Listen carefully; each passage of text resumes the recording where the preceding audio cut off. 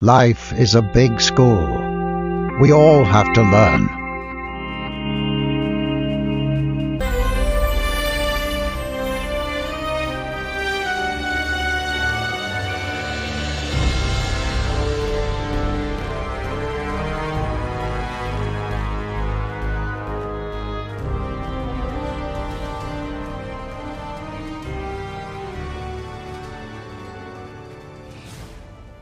The story begins with the love affair of Apollo and Coronis, a beautiful maiden who was the daughter of King Phlegyas. One day she went to play in the forest and, as usual, she bathed in a tranquil and serene emerald green lake with willow trees leaning over to cast their shadows.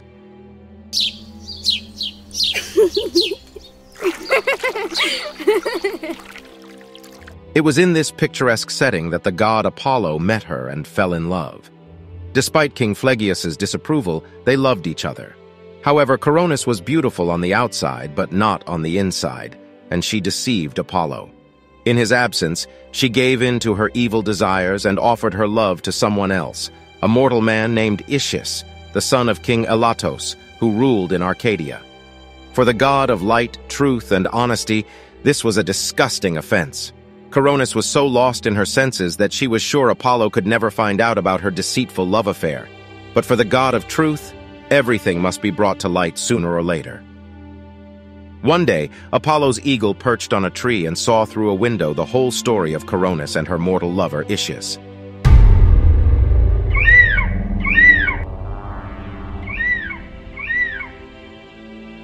When the eagle returned to Apollo and revealed the truth, Apollo was skeptical at first. But the eagle persisted. "Master, I have proof! Look here!"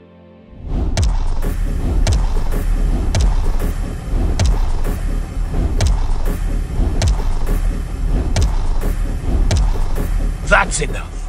I don't want to see any more. Apollo's anger boiled over. Coronis, you have lied to me. You will pay with your life. In his fury, Apollo unintentionally cursed the innocent eagle, turning its once pure white feathers to a dark black. With anger boiling inside him, Apollo stormed off to confront Coronis. When he finally found her, he didn't even give her a chance to explain herself. Without hesitation, he drew his bow and shot her dead. After shooting and killing Coronis, Apollo felt a twinge of regret for his harsh and cruel actions. He decided to hold a funeral for the girl, showing his deep sorrow for what had happened. As the flames of the funeral pyre still burned, Apollo realized that Coronis was pregnant with his child. Despite his anger towards her, he could not bear the thought of losing his own flesh and blood. In an incredible display of his godly powers, Apollo reached into Coronis's womb and saved the unborn child. He then entrusted the baby to the care of the wise and compassionate god Chiron, who was known for his ability to teach and nurture young minds. Chiron was a centaur, a half-man, half-horse creature who was revered in ancient Greece for his wisdom and kindness. He lived in a cave at the foot of Mount Pelion in Thessaly, where he treated illnesses and taught people about medicine and healing. In addition to his expertise in medicine and healing, Chiron was also highly skilled in hunting and fighting. As a centaur, he possessed incredible speed, agility, and strength, making him a formidable opponent on the battlefield. He was known to be an expert archer, and his skills in hunting were highly sought after by kings and nobles. Chiron was also a wise and patient teacher, and many legendary heroes were said to have been his students in the art of combat, such as Achilles, Ulysses, and Diomedes. The Argonauts, a group of sailors who sailed the seas in search of the Golden Fleece, also sought out Chiron's teachings before setting off on their quest. Under the guidance of Apollo and Artemis, Asclepius, the son of Apollo, was raised and educated by Chiron. Asclepius became the most outstanding disciple of Centaur Chiron in the magical art of healing.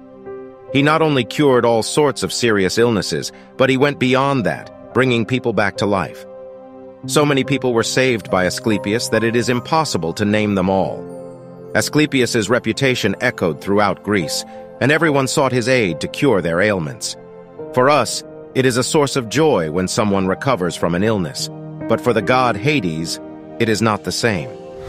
Hades had been waiting for a long time for someone from the mortal world to come down to his kingdom. The old man Chiron was waiting with his oars. and the three-headed dog Cerberus was lying down and yawning. So many troubles and complications arose from that young man, Asclepius. Hades was extremely angry and did not know what to do. He went to Mount Olympus to see Zeus. My lord, Asclepius is bringing people back to life, and it's causing chaos in my kingdom. What should we do? Bringing the dead back to life upsets the order of the world. That's not acceptable. I'll take care of it. Thank you, my lord. Your wisdom and power are unmatched. It's my duty to maintain order in the world, even if it means taking extreme measures. Zeus wasted no time and swiftly hurled a thunderbolt to strike down Asclepius. Asclepius was in the middle of performing a healing ceremony when Zeus struck him with his thunderbolt. The ceremony was interrupted by a blinding flash of light and a deafening roar as Zeus's thunderbolt struck Asclepius, killing him instantly. The god of healing, who had saved so many lives, could not save himself from Zeus's wrath. The force of the thunderbolt was so great that it left a smoking crater where Asclepius had stood just moments before. The other gods were shocked and saddened by his sudden death, but they dared not challenge Zeus's authority. Apollo's anger burned hot with the news of his son's death. He knew he couldn't defeat Zeus, but he swore to avenge his son's death by killing the Cyclopes who had made the thunderbolt that Zeus had used to strike down Asclepius. I swear by the Styx, by the river that separates the realms of the living and the dead, that I will avenge my son's death.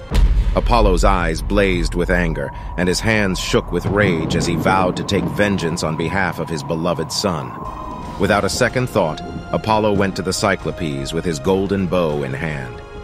As Apollo approached the Cyclopes' dwelling, he called out to them, Cyclopes, come out and face me.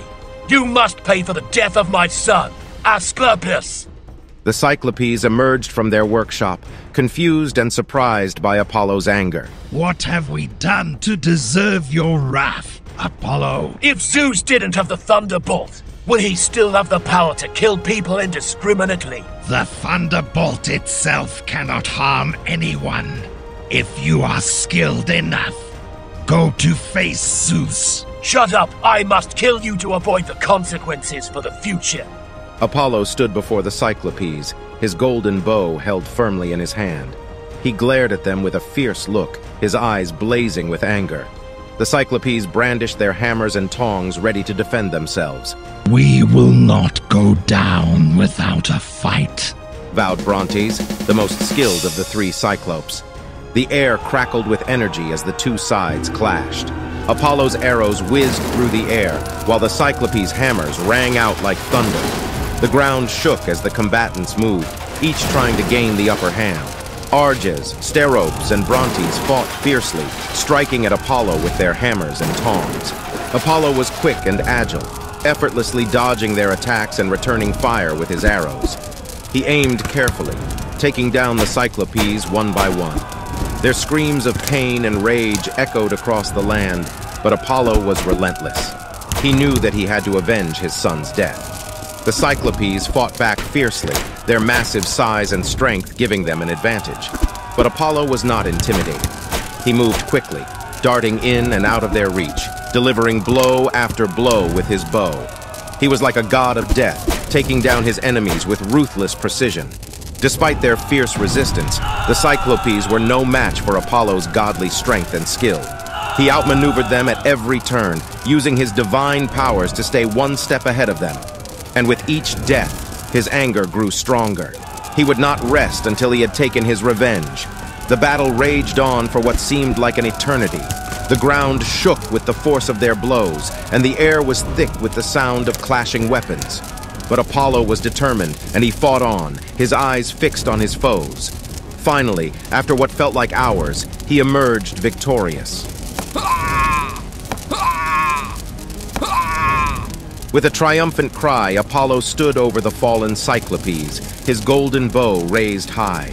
He had taken his revenge, and justice had been served. But even as he basked in his victory, he knew that he could never forget the loss of his beloved son. And so, with a heavy heart, he turned and walked away, leaving the bodies of the Cyclopes behind him. In the aftermath of the battle, The landscape was littered with the bodies of the fallen Cyclopes. Apollo stood among them, his bow still drawn, his eyes burning with anger and determination. He had taken his revenge, but at a great cost. The death of the Cyclopes meant the loss of some of the gods' most powerful weapons, and it was a loss that would be felt for years to come. Zeus was furious with Apollo's actions and punished him by banishing him to serve as a cattle herder for a mortal king named Admetus in Thessaly. Apollo spent several years tending Admetus's livestock, but during this time he gained the respect and admiration of Admetus and his people. Whenever Apollo brought the livestock into the forest, he would bring his cithare and play sacred melodies. The once desolate forest would suddenly become warm and cozy, losing its cold, mysterious appearance. Even fierce animals like tigers, leopards, and wolves would become enchanted by Apollo's music and sit quietly without considering catching any of the livestock. As a result, the number of animals rapidly increased during the days that Apollo tended Admetus's livestock. This is why the ancient Greeks considered Apollo as the patron god of animal husbandry. After his exile was over, Apollo returned to the world of Olympus. Although he lived in the beautiful world of the immortal gods, Apollo never forgot his days on Earth, especially his time in the world of the Hyperboreans. Every year when autumn ended and winter came, Apollo would bid farewell to Olympus, sit on a chariot drawn by swans, and fly to a distant land to spend his winter in a warm climate, a place where only spring existed forever. During this time, the top of Olympus, as well as the slopes of Mount Parnassus, would be covered with thick white snow like the feathers of swans. The trees shed their green or yellow leaves, leaving only bare branches. When winter ended and spring arrived, Apollo returned to his world of Olympus. He would descend to the ground, visit his beloved temple in Delphi to prophesy for the people and convey the sacred words of Zeus.